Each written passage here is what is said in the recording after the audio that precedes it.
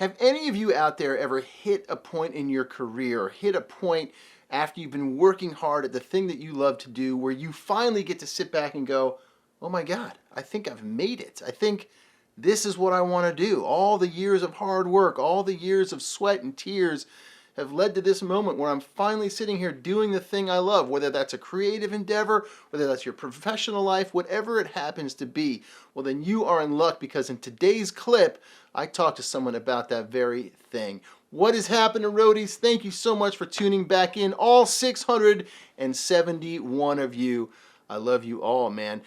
I am not in my usual set at the barn in Northwest Connecticut, because I'm actually up in Portland, Maine for the week, shooting some videos for a client, and this was the best I could do right here. It looks like I might be a hostage somewhere, but I promise you that out there it's pretty beautiful, and I'm certainly not been taken hostage anywhere. Anyway, my guest this week on the podcast was monitor engineer, front of house engineer, RF and systems tech, Miss Victoria Butash, an awesome individual based out of Austin, Texas. It was very nice of her to share her time with me before we did this, or I'm sorry, right after this interview. She was about to take off within a couple of hours to go out on tour with Jason Isbell and the 400 unit. She's been out with him for a while. Sylvan Esso, Imagine Dragons. She's put her time in. She's put the blood, sweat, and tears in, and she knows what it takes. And in this short clip, taken out of the full interview, we talk about that moment for her when she finally felt like, okay, I'm at a certain level.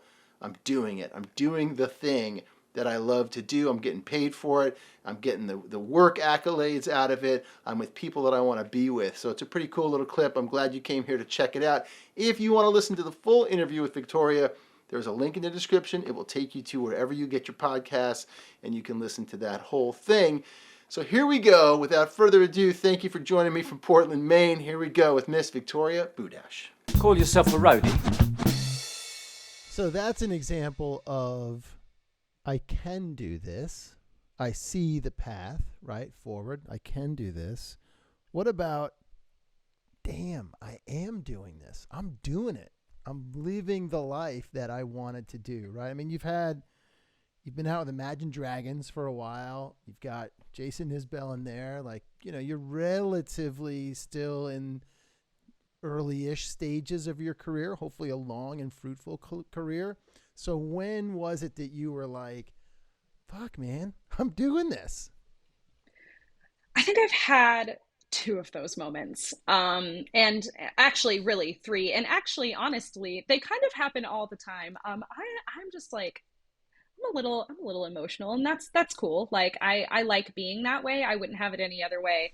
But let me tell you, I've had some times where I'm, behind the console, whether that's at front of house or monitors, and I'm just like, I can't believe I'm doing this. I'm just crying, but mixing, still paying attention, like it's not out of hand. But you tear up because it's really a privilege and a gift to be able to do the thing that you love. And so I would say Rock in Rio 2019 with Imagine Dragons was a moment for me where I was like, oh my God, there's so many people here. And, at the time, I was just really filling in for Cam, who is their normal systems engineer. And I was just there, PA was already there, stage was already there. I was just there to help coordinate all of our gear getting in, making sure Scott was happy at front of house, making sure Jared's happy at Monitor World, making sure power's all good, because we're in Brazil. So, just things like that.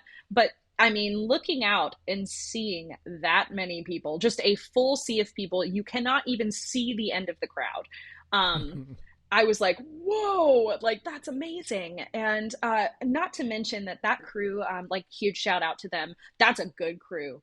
And everybody is on their shit, and they're all really nice. So, that's amazing. Shout out to them. Moment number two that I can think of is my first gig, my first real gig back from lockdown, was with Sylvan Esso, who is a band that I have loved since they started making music. And, I knew Amelia from Mountain Man even before that.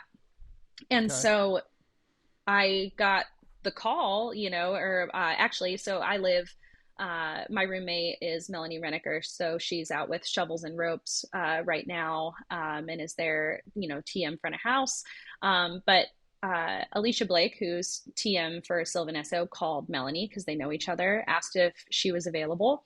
And she wasn't. And so she's like, hey, I just got a call from Sylvan Esso. And I was like, oh my God, Melanie, please. I was like, please put my name in the hat. They're looking for a monitor engineer. Monitors is my favorite gig in the industry.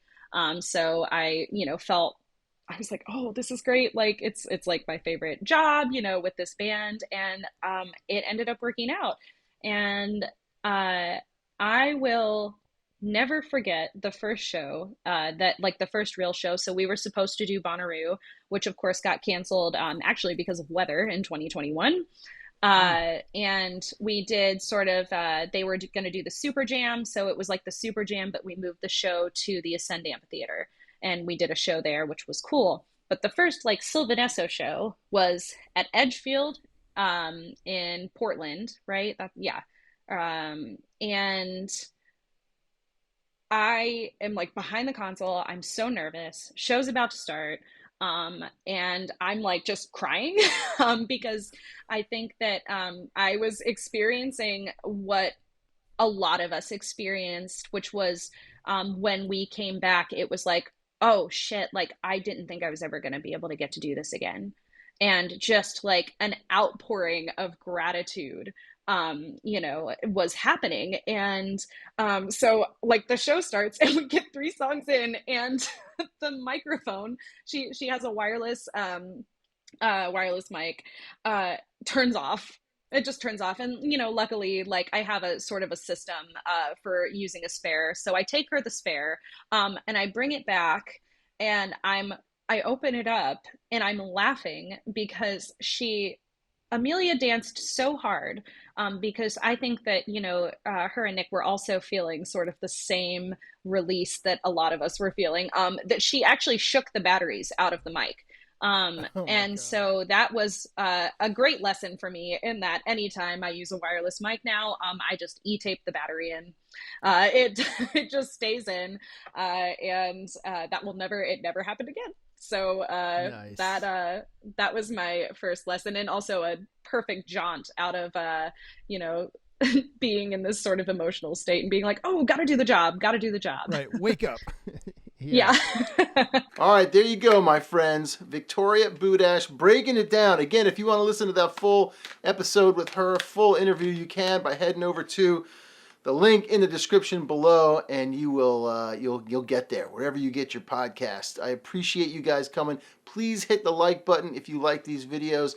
Subscribe to the channel if you have not done so already. Hit the bell. Do all those little things. Thank you for watching to the end. Click one of these boxes here to go watch another video, and I will see you in the next video. And don't forget, no roadies, no rock and roll. More lenses I gotta pack up.